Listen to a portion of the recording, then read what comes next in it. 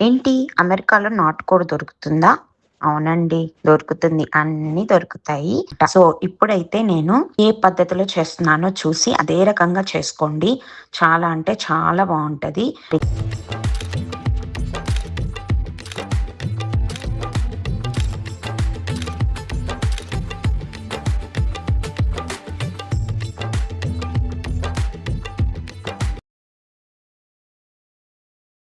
Hey guys! Welcome back to my channel Praveena's fission. ఏంటి అమెరికాలో నాటుకోడి దొరుకుతుందా? అవునండి. దొరుకుతుంది. అన్నీ దొరుకుతాయి. కానీ అక్కడ వందలు పెట్టి కొనుక్కోవాలైతే ఇక్కడ వేలల్లో కొనుక్కోవాలన్నమాట. అంతే తేడా. బట్ యెస్, చాలా వరకు అన్ని మీట్స్, అన్ని వెజ్జీసు ఆల్మోస్ట్ మనకి దొరికేస్తాయి. ఇంకా అంత వేలు పెట్టి కొనుక్కున్న ఈ నాటుకోడి చికెన్‌ని మనకి నచ్చినట్టుగా చేసుకోవాలి కదా! సో, చక్కగా చూస్తున్నారు కదా! ఇక్కడ చూసినట్టుగానే కాల్చి నీట్‌గా పసుపు పెట్టి కొట్టినట్టుగానే ఉంటుందన్నమాట ముక్క. చాలా అంటే చాలా బావుంటది. కొన్ని స్టోర్స్‌లో బాగా దొరికేస్తదన్నమాట.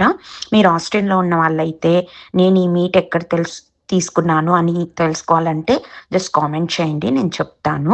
బట్ ట్రస్ట్ మీ, చాలా బావుంటుంది. నాకైతే నాటుకోడి తినటం మొదలుపెట్టినప్పటి నుంచి నార్మల్ చికెన్ తినటం అయితే తగ్గించేసాననమాట. అంటే టేస్ట్ అంతగా ఎక్కట్లేదు.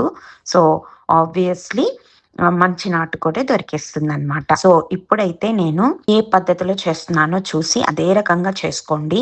చాలా అంటే చాలా బావుంటది. ఇంక ప్రాసెస్‌లోకెళ్ళిపోతే ముందుగా ఇట్లా ఉప్పు, పసుపు వేసుకొని చక్కగా చికెన్‌ని ఉడకపెట్టుకోవాలి. అండ్ కారం కూడా యాడ్ చేసుకోండి ఉడికించేటప్పుడే. సో దట్ ముక్కకి బాగా పడుతుందనమాట. ముక్కలో నుంచే వాటర్ ఊరి ఎళ్ళిపోతుంది కదా! అప్పుడు 1 ½ టీ స్పూన్ అల్లం వెల్లుల్లి పేస్ట్ వేసుకున్నాను. ఇది కూడా కొద్దిగా మగ్గిన తర్వాత కారం అనేది ఏసుకున్నాననమాట. అయితే ఈ నాటుకోడి మంచి టేస్ట్‌గా రావాలి అంటే తప్పకుండా మీరు ఈ మసాలా అనేది చేసుకోవాలనమాట.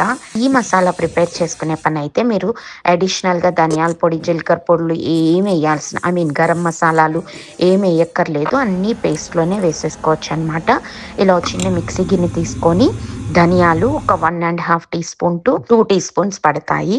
అలాగే ఎండు కొబ్బరి, గసగసాలు ఇది వేయండి. మీకు చక్కగా జ్యూసీగా ఒక మంచి టెక్స్చర్ వస్తుంది కర్రీకి. Creamy texture. ఇది లేకపోతే మాకిష్టం లేదు అనుకుంటే కొద్దిగా జీడిపప్పుని నానపెట్టుకొని కూడా వేసుకోవచ్చు. అలాగే పట్ట, లవంగ, యాలకులు.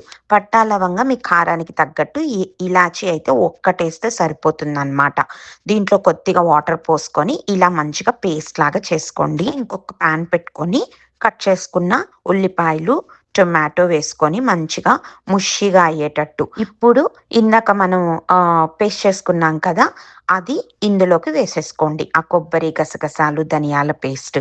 దీనిలోనే ఇంకొక చిట్కా అండి. మీరు ఉడికేటప్పుడు అల్లం వెల్లుల్లి మీరు వేసుకోరు, మాకు స్మెల్ వస్తుందనుకుంటే ఈ పేస్ట్‌లోనే అల్లం వెల్లుల్లి కూడా వేసేసుకొని మంచిగా మిక్స్ ఫ్రెష్ గ్రైండ్ చేసుకున్న మసాలా ఇంకా సూపర్బ్ టేస్ట్ యాడ్ చేస్తదనమాట.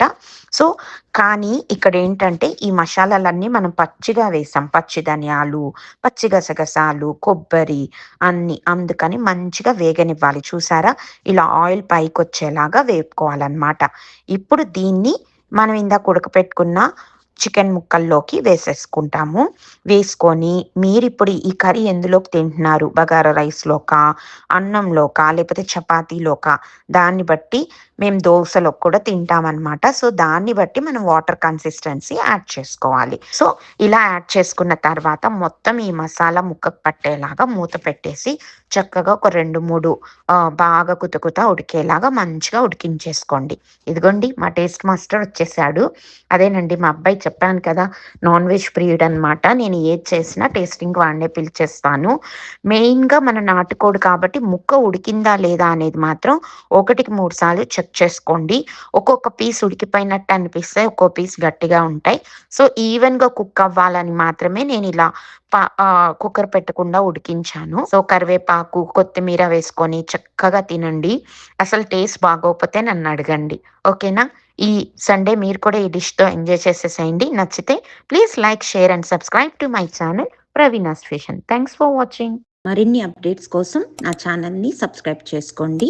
అలాగే బెల్ ఐకాన్ని క్లిక్ చేస్తే నా అప్డేట్స్ ఎప్పటికప్పుడు మీకు వచ్చేస్తాయి.